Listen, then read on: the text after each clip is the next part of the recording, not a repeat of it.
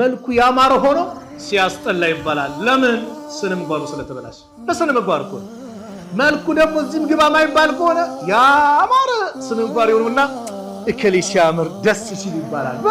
በስነ ምግባሩ ወላሂ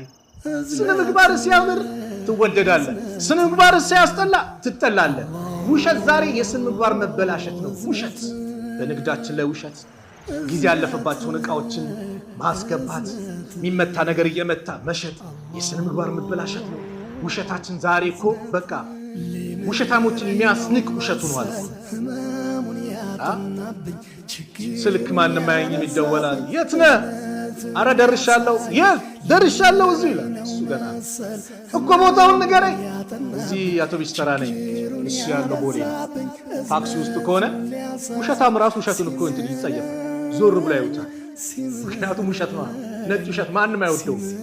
ይህ ስነ ምግባር መበላሸት ነው ስነ ምግባር ሲበላሽ ነው ስነ ምግባራችን ሲያምር ግን ሁሉን ነገራችን ይቀየራል አዛኝ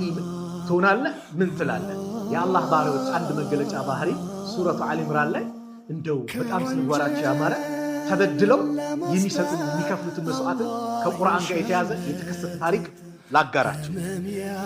والكاظمين الغيظ والعافين عن الناس والله يحب المحسنين የሚል የቁርአን አንቀጽ ሱረቱ አሊ ኢምራን 134ኛው አንቀጽ ላይ አለ ይሄን የቁርአን አንቀጽ ታውቁታላችሁ والكاظمين الغيظ የአላህ እኮ ድንቅ ባሪያዎች ማለት ቁጭታቸውን የሚውጡ ናቸው والعافين عن الناس ከሰውም ይቅር የሚሉ ናቸው والله يحب المحسنين الله መልካም የሚሰሩትን ይወዳል የሚል የቁርአን አንቀጽ አለ እና روى عن ميمون ابن محران ميبالو سو من كبار العلماء وكان مؤدب أولاد عمر بن عبد العزيز يا عمر بن عبد العزيز ልጆችን የሚያስተምር ስርዓት አደብ የሚያስተምር ትልቅ ሰው ነበር ይህ ሰው ይባላል أن جاريته የሱ አገልጋዩ جاءت ذات يوم አንድ ቀን መጣች በውስጡ መረቅ ነገር በጣም የተቃጠለ የነደደ በጣም ማለት ነው የፈላ መረቅ ነገር ያለው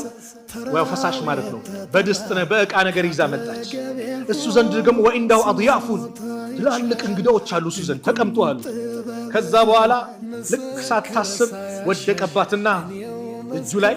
ለበለበው ምንድነው የሚሰማው ነገር ከባድ ነገር ሲከሰትበት የሆነ ሰው አስደንግጦ ሲመጣ ምን ይዘው ነገር አለ ወይ ቡጢን እንሰጣለን አይደለ የሚታየው ይሄ ነገር ሲከሰትበት فنظر اليها مغضبا በጣም በቁጣ ተመለከታት فقالت جارية እቺ ጃሪያ ኢልምም ነበር يا مولاي አለቃዬ ወይ አለች استعمل قول الله تعالى استعمل قوله تعالى الله ንግርስቲ እያው አስተንትነው ስራበት والكاظمين الغيظ الله እኮ ድንቅ ባሪያው በቁጡ ሰዓት ቁጭታቸው የሚውጡ ናቸው ብሎ ተናገረ